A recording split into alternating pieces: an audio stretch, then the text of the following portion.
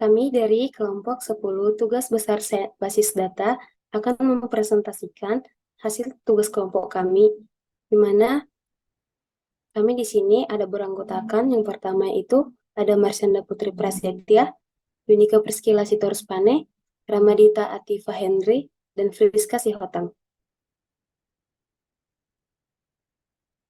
Di sini judul dari tugas besar yang kami buat yaitu implementasi Jupyter Notebook pada koneksi MySQL dalam pengolahan dataset penjualan di toko material. Nah, di sini merupakan poin-poin yang akan kami bahas pada hari ini, yaitu ada dataset, kemudian langkah-langkah penerapan Jupyter SQL pada data penjualan, dan yang terakhir nanti kesimpulan. Nah, kita masuk pada dataset. Nah, pada tugas besar ini, kami memakai dataset tentang penjualan di sebuah toko material yang berasal dari situs Kaggle. Nanti datasetnya dapat dilihat pada link yang sudah tertera di sini.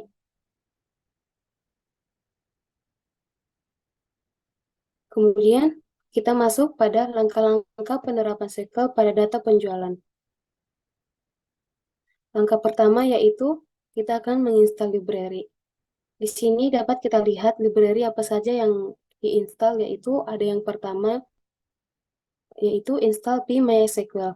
Nah, ini nanti berguna untuk mengirim query dan memanipulasi dataset yang sudah kita ambil tadi. Kemudian kita menginstal ePython SQL.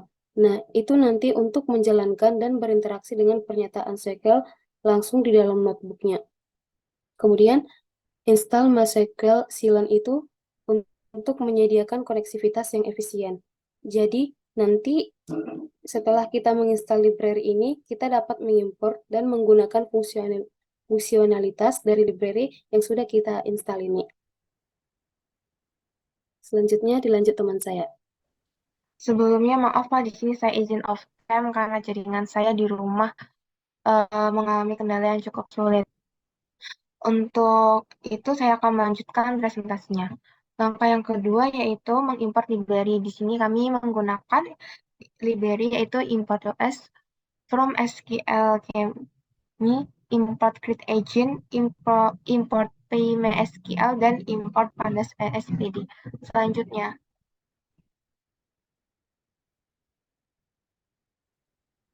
Selanjutnya yaitu kita akan mengkoneksikan ke MySQL. Yang pertama kita akan menginstal atribut terlebih dahulu yaitu ada dbname yang itu akan menghubungkan yang diatur ke penjualan dbhost atau host lokasi server dan db username nama pengguna yang akan diautentiskan dengan server basis data dan db password kata sandi untuk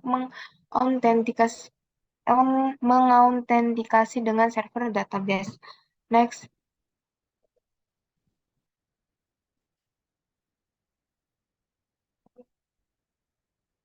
selanjutnya yaitu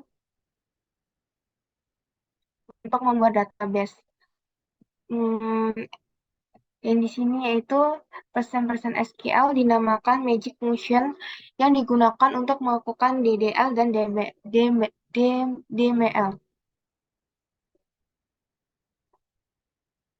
Yaitu yang ke langkah kelima itu kita akan mengimport dataset seperti data CSV.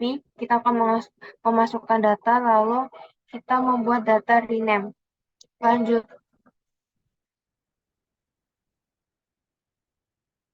Lalu kita akan menormalisasikan data yaitu pelanggan. Kita akan memasukkan data seperti kode pelanggan, nama pelanggan, dan drop duplikat yaitu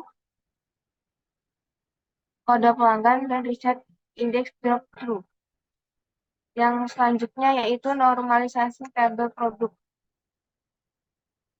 Produk dan memasukkan data yaitu kode produk, nama produk, harga satuan, dan drop duplication untuk masukkan kode produk. Selanjutnya kita akan menormalisasikan tabel data, tanggal, kode pelanggan, kode produk, total penjualan, diskon, dan penjualan bersih. Lalu menggunakan transaksi insert yaitu kode transaksi. Bisa dilihat di sini terdapat kode tabel pelanggan dan tabel produk serta tabel transaksi. Selanjutnya,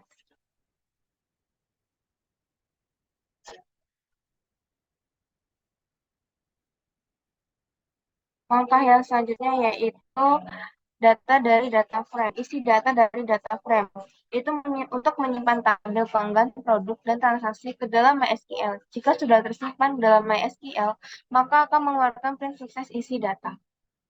Next, selanjutnya.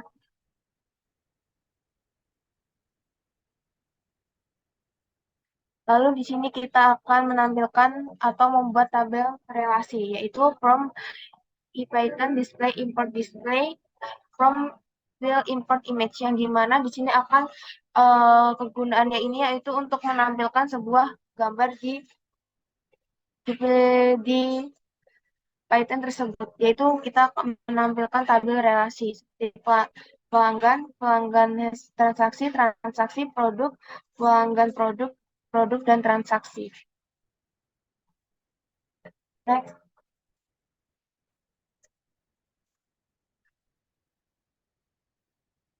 Lanjut, langkah selanjutnya itu ada insert data. Di sini kita akan melihat tabel data yaitu insert into pelanggan.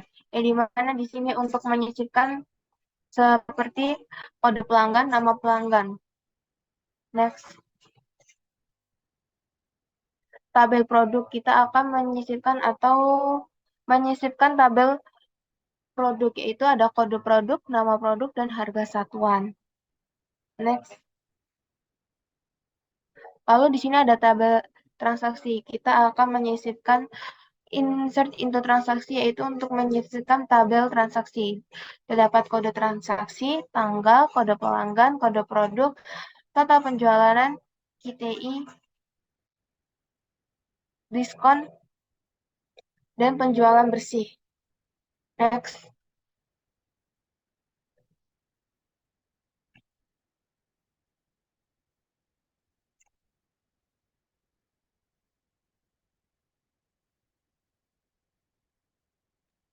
Selanjutnya pada langkah ke-10 kita akan mencari insight yang menarik pada dataset. Yang pertama itu untuk pelanggan.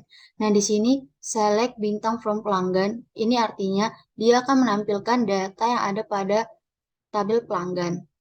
Selanjutnya kita akan melihat tabel pelanggan dengan nama pelanggan yang mengandung huruf D. Di sini dengan select bintang from pelanggan, where nama pelanggan like, persen, D, persen.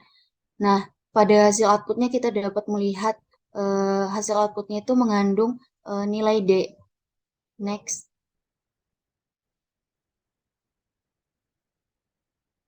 Selanjutnya pada produk. Di sini kita akan melakukan pengurutan secara ascending pada kode produk dengan select bintang from product, order by kode produk. Nah, pada hasil outputnya kita dapat melihat pada kode produknya sudah diurutkan secara ascending. Next. Nah, untuk selanjutnya kita akan melihat tabel produk dengan harga satuan lebih besar dari 100.000 dengan select bintang from product where harga satuan lebih besar sama dengan 100.000. Nah, di hasil outputnya kita dapat melihat pada bagian harga satuannya bahwa harga satuannya lebih besar dari 100.000. Next. Nah, selanjutnya untuk transaksi. Di sini kita akan melihat data-data yang ada pada tabel transaksi dengan melakukan select bintang from transaksi. Ini adalah hasil output dari isi data yang ada pada tabel transaksi. Next. Nah, ini adalah lanjutan dari isi data yang ada pada tabel transaksi. Datanya sebanyak 30. Next. Selanjutnya kita akan melihat transaksi pada bulan kelima dengan select bintang from transaksi where month sama dengan 5. Nah, pada hasil outputnya kita dapat melihat pada tanggal. Nah, di sini terlihat 2023 0510. Itu menunjukkan bahwa ini memperlihatkan transaksi yang ada pada bulan kelima. Selanjutnya ada menggunakan Energean untuk melihat nama produk yang diawali dengan batu. Kita dapat melihat pada hasil outputnya nama produk. Di sini terlihat bahwa ia menunjukkan awalan dengan nama batu, yaitu ada batu split satu karung, ada batu bata satu buah. Materi selanjutnya akan dijelaskan oleh teman saya. Oke, kemudian di sini kita menggunakan Energean untuk melihat penjualan bersih dengan taraf lebih dari 100.000. Berarti di sini akan mengeluarkan dari field penjualan bersih yaitu di atas 100.000. Next. Kemudian di sini menggunakan Energean lagi untuk melihat nama pelanggan yang mengandung kata nude. Di sini ada toko Noodle Story ada 2 karena di sini melakukan transaksi sebanyak 2 kali. Next. Kemudian di sini kita mengurutkan data pada tabel transaksi berdasarkan kolom kode produk. Jadi di sini diurutkan berdasarkan kolom kode produk yang ada. Next. Pada langkah 11 ini untuk memberi akses. Jadi yang pertama itu create user. Itu yang pertama ada user root, kemudian ada user 1 dan user 2. Lalu di sini kita grant all privilege on penjual pada user root itu artinya untuk melakukan semua proses query. Jadi user root itu bisa melakukan semua proses query yang ada. Kemudian grant select insert delete drop alter on penjual atau user 1 itu artinya user 1 itu tidak dapat melakukan update. Kemudian grant select update delete drop on penjual to user 2 itu artinya user 2 tidak dapat melakukan create. Next. Kemudian di sini show grant itu untuk melihat hak akses dari setiap user. Ini ada yang pertama ada user root, kemudian ada user 1 dan kemudian ada user 2. Next. Langkah 12 itu ada backup SQL. Backup SQL itu proses membuat salinan cadangan atau replika dari basis data SQL yang ada. Backup ini berguna untuk melindungi data dari kehilangan atau kerusakan yang tidak disengaja. Contohnya seperti kegagalan perangkat lunak, serangan malware, atau human error. Next. Kemudian dari hasil tugas besar kami dapat diambil kesimpulan bahwa pada dataset penjualan dapat dinormalisasi menjadi 3 tabel, yaitu tabel pelanggan, tabel produk, dan tabel transaksi. Penerapan SQL pada dataset ini cukup baik.